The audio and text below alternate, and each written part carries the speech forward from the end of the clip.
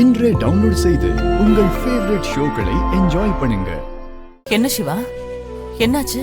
ஒண்ணுலமா, உங்ககிட்ட கொஞ்சம் பேசணும். சரி, நீ உள்ள வா. சிவா தாங்க.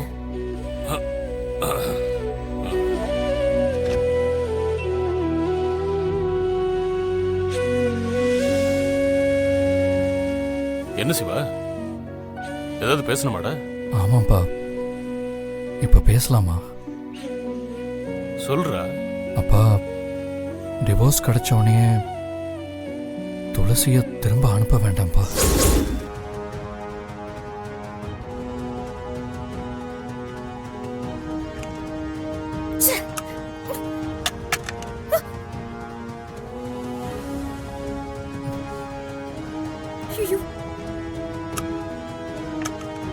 என்னன்னு பாரு.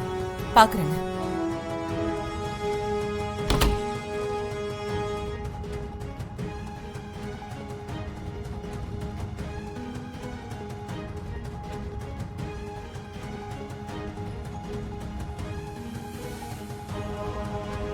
யாரையும் காணும். இந்த போன வேலையா தான் இருக்கும். ஒண்ணு இல்லைங்க, போனதான் ஓடி இருக்குன்னு நினைக்கிறேன். சிவா, நீ சொல்றது நல்லதுதான். ஆனா ஜனனி விடுவாளா?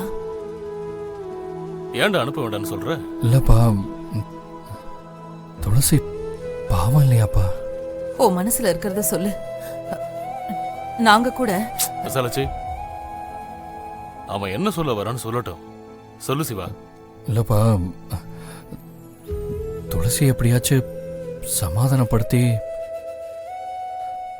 ஒரு நல்ல மாப்பிள்ளையா பார்த்து நம்ம கல்யாணம் பண்ணி வைக்கலான்னு எனக்கு தோணுச்சுப்பா.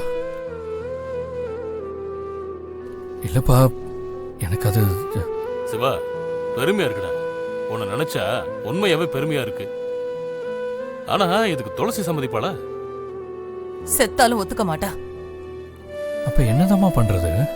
இல்லடா விசாலாச்சி, நீ ஆசைப்பட்டதெல்லாம் பண்ண முடியாது.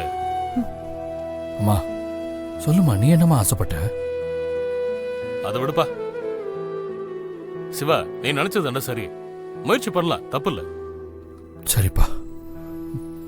அம்மா, நீ சொன்னா துளசி கண்டிப்பா கேட்பாமா, அதனால நீயும் சொல்ல. இல்லடா, இந்த விஷயத்துல நீ ஏதாச்சும் பேசிட்டு இருக்காத, நடக்கிறது தான் பேசணும். சிவா, நீ போய் நிம்மதியா தூங்குடா. நல்லதே நடக்கும், எதையும் யோசிச்சுட்டு இருக்காத, போ. சரிப்பா, நாளைக்கு பார்க்கலாம். போ. பாய்மா. போய் படு.